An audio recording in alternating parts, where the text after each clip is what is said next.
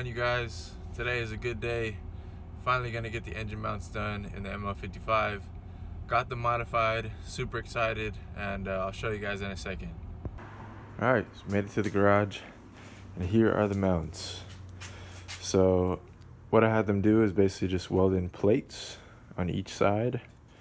All they had to do is just kind of shave down the metal, get it to a clean surface, get all the rubber off, and basically just welded a little plate on there. As you can see, has one on both sides, and I did this for both mounts.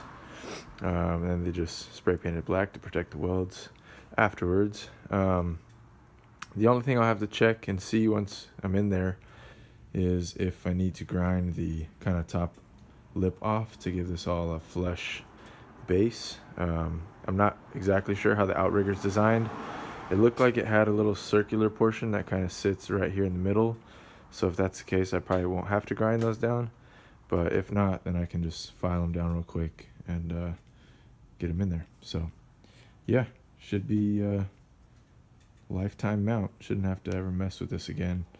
And yeah, there will be a little bit added NVH obviously, but I'll let you guys know how it is once we get them in and the differences I feel and notice. So cool. Okay, in progress. Wheel wells out. Now we're gonna get all the heat shield bolts off.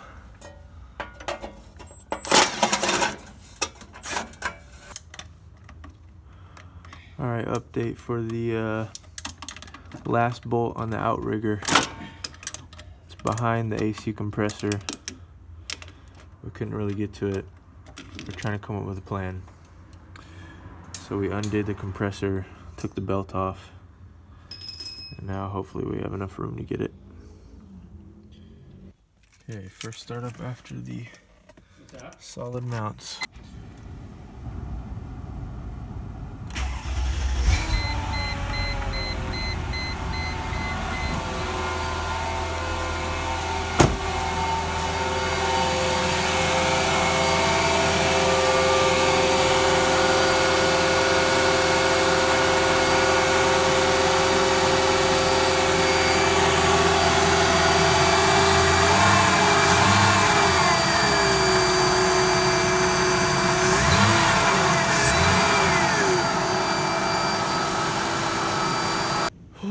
Alright, it's been a long day working on this thing. So the motor mounts got done.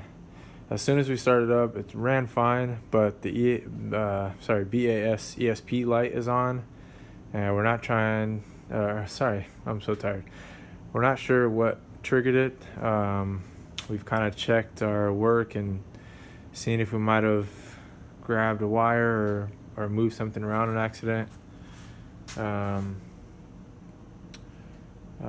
We had the battery unplugged when we were doing the passenger side mount. And yeah, I'm really not sure. We checked all the fuses. I tried to reset the codes. The module wouldn't let me go into the BAS or ESP module when I was using my scanner. It was saying link error, so not exactly sure. I'm hoping maybe one of the computers was tripped because the car was up in the air for so long.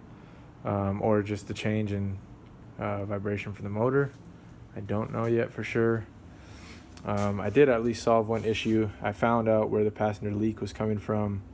This hose is actually off. I thought when I checked it was on, but this is shaped a little differently than the driver's side. This is shaped a little differently, so it was actually not on here. So what I did is I had a big piece of this, probably about 7 inches or so, and plugged it into the hose that's coming down from the sunroof and just fed it through. So I got rid of this grommet entirely and just fed it through the hole that this used to exist in. Just kind of snaked it through and tested it. It worked perfectly. This hose is pretty thick. It's braided inside, so I don't think it's ever gonna rub away or be anything bad. So it was leaking on, there's a fuse panel right there, and it was leaking right onto the fuse panel. And the way I figured that out is my seats, the power seats, stopped working. So glad I figured that out, took care of that issue, took care of a big thing with the motor mount job, but hopefully that BAS ESP light will go off as soon as I start driving around. If not, I don't know, I'll have to keep an eye on it. Blessings of having 3 cars just in case. And yeah, fingers crossed. So this one was a lot of work. I'll try to share some key points with you guys about what we did to get the mounts out. Really glad that I had those mounts welded so that I don't ever have to worry about doing these again. From starting it and putting it in gear, vibration, I mean, it's a little bit noticeable, but nothing that I can't live with. So okay, good news. My prediction was correct. It looks like the BAS ESP was just triggered by either being up in the air for so long, or could have been just the change of the engine starting and how much vibration it detected, or I don't know, something. But anyways, it was triggered. Now it's off, so we're looking golden. I'll let you guys hear right now at idle. I mean, it's definitely vibrating a little bit. I assume it'll probably kind of get used to it. Things will settle into where they want to be and vibration will be less. That's how it worked with my car when I first put the Creative steel mounts in. But I'm super happy with it. It feels really good driving. I can actually kind of push this car now. I didn't want to push it before just because the engine was flopping around so much. It's never good to try to beat on a car if the engine mount's bad like that. So wasn't really pushing it, and I am happy to have it like this now. So we'll see. All right, thank you. All right, so here's what the vibration sounds like at idle. My idle speed is set probably around like 600 right now. What I may do is, if you'll notice, watch when I shift to park, all vibration is gone, and that's because park is set at about 100 to 150 RPM higher. So it looks probably between 700 and 750 for park. So if I raise the idle a little bit, probably get rid of all vibration. So I might play with that, but it's really not that bothersome. So yeah, just some more data for you guys to think about if this is something you would like to do. So yeah. Alright guys, so day 2 of the engine mounts being installed, and gotta say, really pleased with them. Feels great. They've broken it a little bit. There's even less vibration than there was yesterday. The only time I ever feel any vibration over normal is at really low speeds, like if I'm making a turn at like 5 miles per hour or slower. You can feel a little bit difference, but I mean, nothing that could make me stray away from the benefits that I feel from it. The car just feels a lot more planted, a lot smoother. Definitely got rid of a lot of clunks that were going on when I was trying to accelerate before. Pretty much every time I would step on the gas, it would clunk before. I'll go ahead and floor it. So here it is, punching it. You guys can see no clunks, no hesitation. Yeah, it runs really smooth. Really happy with it. I don't know, I just feel like these cars, these M113 platforms, really benefit from having the solid mounts, or some type of polyurethane mount at least. They just kind of bring the car alive. Helps the transmission shift better. It just helps, like, honestly. As long as you don't have both solid, like I did. I tried to experiment with the C55 before, when I made that polyurethane solid mount for the transmission. That was the only time it was unbearable. But if you pair polyurethane engine mounts, or like I did with these, basically made them solid with the factory transmission mount, or even a soft polyurethane transmission mount like I have in the C55, you really can't go wrong. Like if you don't mind a tiny bit of added vibration, you're gonna love the results and the benefits of it. I know for me, like, I love driving the car like this. Like I said before, it makes me want to go out and drive it now, even more so than before. It's a lot of fun. So yeah, I'm really happy with it, and it was very cost effective if you're doing it yourself.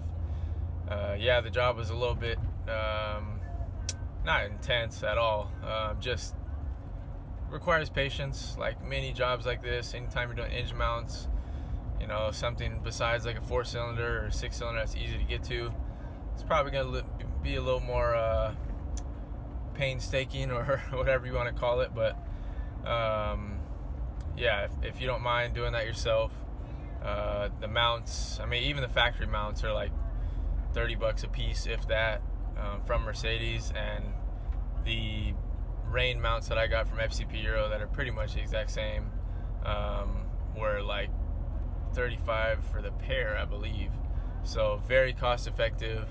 I was lucky enough that I have that shop, Dan Fast, that did the welds for me for free. If you guys have a local weld shop that will do that for you, can't cost more than $30, if that.